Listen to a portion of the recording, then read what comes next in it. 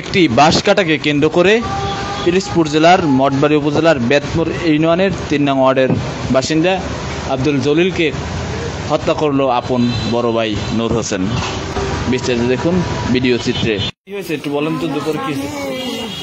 আমরা জমি কিনতে রাখছি, এই জমিতে গাছ, এই একটু বাঁশ কাটতে আছে, একটু বাঁশের আগা কাটছে।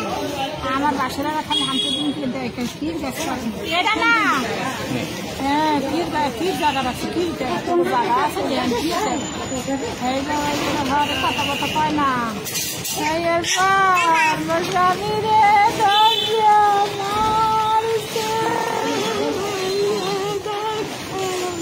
কে মারছে? কে দুই বাপ খুশি মারছে। নাম কি তাদের? নুরু আর শহীদ খেলা গেল চাচারাও। আপনাদের পারিবারিক সমস্যা কতদিনের? অনেক দিনের। জায়গা রাখছেন, এই জায়গায় মগো যাইতেও দেয় না, খাইতেও দেয় না, মগো জায়গার দাঁড়িয়ে যাইতে না। এখন চাচ্ছেন কি আপনি? বাইরে আইবে যারা মাছ আইবে আপনারা চাচ্ছেন কি? এখন আপনারা চাচ্ছেন কি? আমি এখন কিছু বুঝি যে হারা কি হবে। আমি তো চাইছি সূক্ষ্ম বিশ্বাস চাইছি, আমি তো বিশ্বাস আমি চাই। আমার স্বামী ওরা মাঝিয়ে লাইছে ভালো মানুষ ধরে, আমি কি এই যে অবস্থায় দেবো? আমার তো পয়সাটা খাইতে যায়, আমার 2-3 গুঁড়ো যারা বাপ কাঙ্গালি বানাইয়ে দেবে, আমি কিভাবে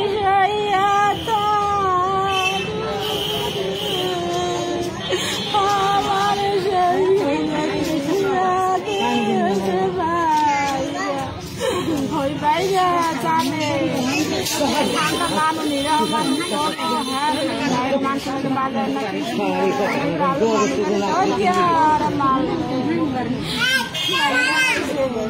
আমার আছে, আমার আমার কি স্বামী আমার বাপ নেই, গাই নেই, আমার মা নাই, আমার কি স্বামী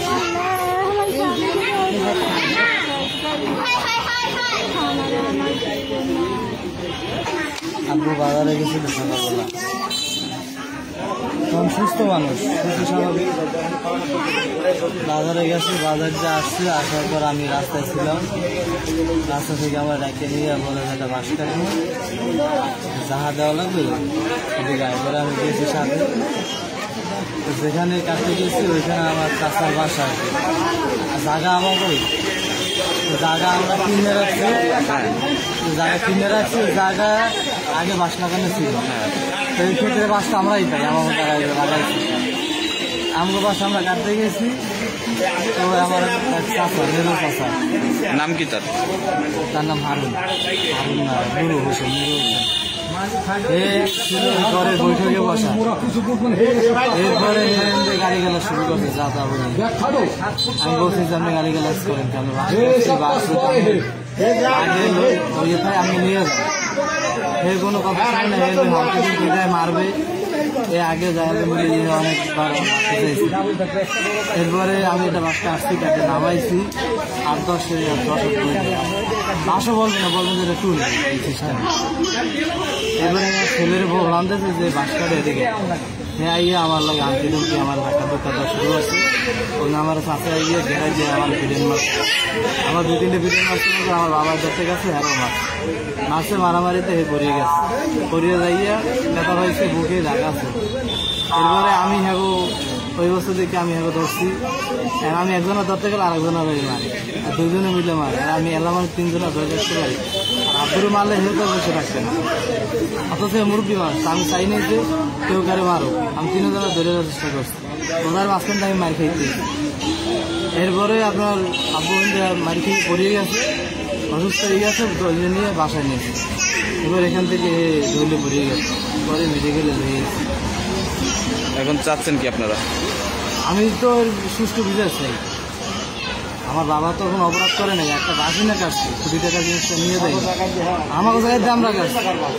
আপনি বলেন যে একটা বাস সামান্য বাসের বিষয় নিয়ে নিজের বাইরে বেরে তো মারে, আমি তো মারি খেয়েছি বোনা সন্ধ্যে খাওয়া, আমি কারো গায়ে আপনি নিয়ে গেছি না, মাছের আমার খাওয়া আমার বাবারে মাছ।